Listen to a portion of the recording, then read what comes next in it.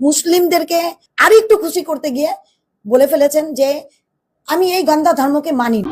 जानबूझ के एक गंदा धर्म जो इसने बनाया, जो एक जुमला पार्टी ने बनाया, वो धर्म को हम नहीं मानता है। আমি আছি বলেই না একটা বিশেষ কমিউনিটি না তোমাদের ঘিরে ধরছে না, তোমাদের 12টা থেকে 13টা বাজিয়ে দিচ্ছে না। আমরা আছি বলে না আপনারা সবাই ভালো আছেন। আর যদি আমরা না থাকি কোনোদিন সেরকম আসে, 1 সেকেন্ড লাগবে। একটা কমিউনিটি যখন জোট বাঁধে না, ঘিরে ফেললে 1 সেকেন্ডে দেবে একদম 12টা বাজিয়ে। যদি নিজেদের 13টা বাজাতে না চান, বিজেপির অপপ্রচারে কেউ ভুল বুঝবেন না। দুটো ঘটনা নিয়ে আমি এফআইআর করেছি। একটি ঘটনা 2025-এ রেড রোডে নামাজ মানে মুসলমান ধর্মাবলম্বীদের নামাজের অনুষ্ঠান চলছিল। সেখানে মুখ্যমন্ত্রী আমাদের মানে তখন উনি কিন্তু মুখ্যমন্ত্রী ছিলেন পশ্চিমবঙ্গের, মমতা ব্যানার্জি সেই সময় ওখানে ওদেরকে সম্বোধিত করতে গিয়েছিলেন অ্যাজ এ চিফ মিনিস্টার। উনি হিজাব পরে মুসলিমদেরকে খুশি করতে উনি সবকিছু করেছেন, মানে হিজাব পরেছেন, নামাজ পড়েছেন, দোয়া করেছেন, সবকিছু করার পরেও শাড়ি খেয়েছেন।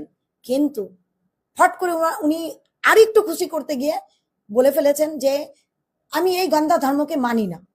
কোন গন্ধা ধর্মকে মানেন না উনি? হিন্দু ধর্মকে, যেই ধর্মকে পুরো বিশ্ব আইডিওলজি হিসাবে দেখে। দ্বিতীয় কমপ্লেন ছিল আমার, উনি এটা রিসেন্টলি ঘটনা 2026-এ বিধানসভা ইলেকশনের প্রচারে উনি একটা জনসভায় প্রচার করতে গিয়েছিলেন। সেখানে উনি বলছেন আমি আছি বলেই না একটা বিশেষ কমিউনিটি না তোমাদের ঘিরে ধরছে না, তোমাদের 12টা থেকে 13টা বাজিয়ে দিচ্ছে না। কোন কমিউনিটি ঘিরে ধরছে না? কাদের ঘিরে ধরছে না? তার মানে মানে মমতা ব্যানার্জির এটাই মতবাদ ছিল যে আমাকে চিফ মিনিস্টার বানিয়ে রাখো, মুসলমানরা তোমাদের ঘিরে ধরে 12টা থেকে 13টা বাজিয়ে রাখবে না, আমি ওদের খুশি করে রাখবে আর তোমাদেরকে আমি সেফটি সুরক্ষা দিয়ে রাখবো।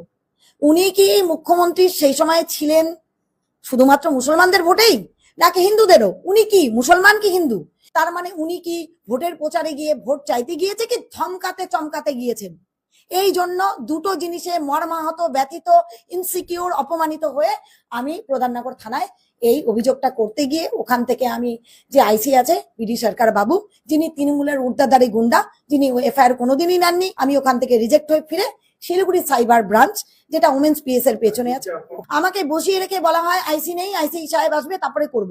আমি বসেছিলাম, আইসি বাবু মানে বিডি সরকার উনি আসলেন, উনার রুমে নিয়ে গেলেন, নিয়ে যাওয়ার পরে বললেন আমি নিতে পারবো না, যা করার করেন। আমি বললাম আমি কিন্তু আইনজীবী, আমার কিন্তু সাংবিধানিক অধিকার, না হবে না, কিছুই করতে পারবো না, যা করার করে নেন। আপনি বলেন এগুলো কি দুঃসাহসিক ডেসপারেশন না? কোন থানায় অভিযোগ নিয়েছে কিন্তু এইবার নিয়েছে। তার মানে কি এটা জনগণের সরকার। এই সরকারে আপনি যে কোনো ন্যায্য অধিকার পাবেন, আপনি এফআইআর করতে গেলে আপনার কথা শোনা হবে।